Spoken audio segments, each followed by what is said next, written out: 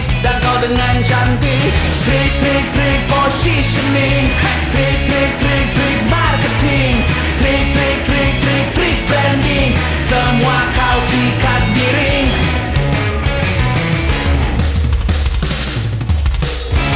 Santai saja lihat ya kawan, mari ini hanya jualan. Berita jadi uang makan, derita jadi uang jajan. Aku pernah di situ kawan, uangnya gak hanya jualan, menjalankannya jadi beban, sulit imbangi perkataan. Yang paling jitu, angkat topik tabu, tarik pendengar buku, lalu jualan baju. Besok pagi kau menuai kritik, berbagai grup di ponsel mulai berisik.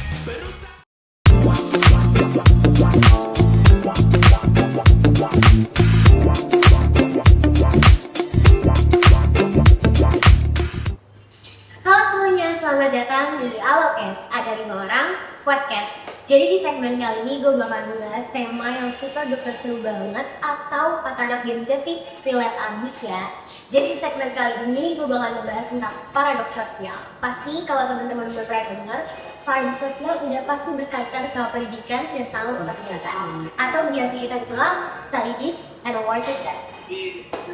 Nah, sebelum lanjut ke segmen berikutnya, gue bakal ngejelasin ke teman-teman apa sih paradoks sosial. Nah, paradoks sosial itu muncul ketika ekspektasi berlawanan sama reality, teman-teman. Atau biasa kita bilang expectation versus reality kali ya. Nah, teman-teman sendiri udah pasti sering ngalamin hal ini. Muncul ketika kayak, oh, teman-teman udah belajar nih mati-matian di jurusan yang teman-teman minatin, tapi ternyata pas kerja itu malah nggak sesuai sama apa yang teman-teman pelajari. Nah, itu udah termasuk paradoks sosial loh teman-teman. Justru malah hal kayak gini tuh udah dianggap aneh, yang padahal hal kayak gitu tuh jadi hal yang paling lumrah loh teman-teman buat di dunia pekerjaan. Nah, ngomongin soal paradoks sosial, hari ini kita punya contoh yang menurut gue tuh menarik banget teman-teman. Bayangin aja, lulusan ilmu komunikasi malah mendarat di perusahaan Indosat yang bahkan udah 11 tahun loh di sana. Bukan cuma itu, bidang kerjanya juga bukan yang komunikasi banget, malah justru ke ranah yang teknis dan cukup krusial banget loh teman-teman, yaitu Compliance and Licensing Management di bawah grup Regulatory and Government Affairs. Menarik banget kan teman-teman buat kita bahas. Nah, kalau dengar sekilas mungkin kalian bakal mikir kayak, loh kok bisa ya lulusan komunikasi tapi ngurus-ngurus soal perizinan, bahkan koordinasi ke regulatori loh. Kayak nggak nyambung, tapi sebenarnya nyambung aja ya teman-teman. Dan justru di situ letak paradoks yang bakal kita bahas nih. Cerita kayak gini tuh bisa banget membuat perspektif baru untuk mahasiswa, terutama yang sering banget nih overthinking soal masa depan. Pasti kan teman-teman sering kan overthinking soal masa depan yang terlalu berlebihan, karena kadang jurusan yang kita pilih itu bukan sebagai penentu akhir dari karir kita loh teman-teman. Fleksibilitas dan keinginan belajar, bahkan sampai adaptasi di lingkungan baru itu menjadi peran penting untuk kita sama-sama membangun karir yang bagus loh teman-teman. Nah, oke, kalau gitu kita langsung aja masuk ke segmen berikutnya dan kenalan sama narasumber yang super keren banget. 3. Nah, ini dia narasumber keren kita. Nah, langsung aja ya guys ya. Biar lebih akrab, kita sapa dulu. Halo Kak, apa kabarnya? Halo, Kila dan teman-teman semua. Halo. Halo. Nah, mungkin sebelum kita ngobrol lebih jauh tentang paradoks karir yang seru tadi, boleh dong Kak perkenalan singkat dulu. Biasanya kakak ngapain aja sih sehari-hari di posisi tersebut? Terus kerjaannya tuh kedengarannya teknis banget nih, tapi kita mau tahu langsung dari kakaknya biar kita tuh kebayang gitu Kak. Oke, halo, nama saya Karima. Saya bekerja di PT Indosat Tbk sebagai senior officer untuk divisi license and management, compliance and license management. Untuk sehari-hari ya, saya kerjanya itu menghandle untuk reporting ke kementerian. Mungkin teman-teman udah sering dengar Komdigi. Jadi kita mempunyai kewajiban sebagai pemegang izin Indosat tuh punya 12 izin. Nah kita punya kewajiban nih, kita punya kewajiban untuk menyampaikan report, yaitu yang tadi kamu sebut teknis banget, untuk disampaikan ke Komdiji. Jadi kurang lebihnya sih segitu dulu ya Kil, nanti mungkin Kila akan gali-gali lagi ya dari aku, gitu aja sih teman-teman. Oke, segitu dulu ya teman-teman perkenalannya. Oke, kita lanjut ya. Sekarang kita masuk nih ke obrolan inti nih Kak. Dari tadi kita udah ngobrol soal karir sosial, dan menurut aku perjalanan karir kakak tuh contoh yang pas banget buat lulusan ilmu komunikasi tapi kerja di bidang yang teknis dan super strategis banget. Nah Kak, aku tuh penasaran kapan pertama kali kakak nyadar kalau perjalanan karir kakak ini tuh paradoks versi dunia kerja? Dari pertama aku apply ke Indosat, itu tuh aku udah sadar banget nih komunikasi ke regulatori. Jadi sedikit aja singkat, regulatori itu apa? Regulatori itu yang mengurus terkait peraturan. Jadi kayak misalnya Indosat mau biar teman-teman bisa telepon nih gitu, itu ada regulasi atau peraturan yang harus kita harus comply gitu ya. Jadi sebenarnya regulatori peraturan dengan saya yang di bidang komunikasi itu sangat jauh banget nih ya. Biasanya tuh teman-teman komunikasi itu kan biasanya gak pick up, apa ya. Kalau untuk regulatori itu biasanya teman-teman legal yang jurusannya hukum, yang jurusannya teknis. Tapi kalau saya nih kan jauh banget gitu. Jadi kalau Kila tadi tanya dari kapan sadar nih ya berbeda banget, itu ya dari pertama nge-apply dan pertama masuk itu pasti langsung berpikir wah banyak banget nih yang saya harus pelajari gitu aja sih. Oke Kak.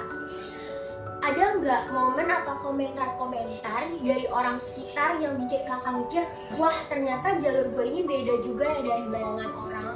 Oh iya, banyak banget ya. Mungkin ada yang positif ya.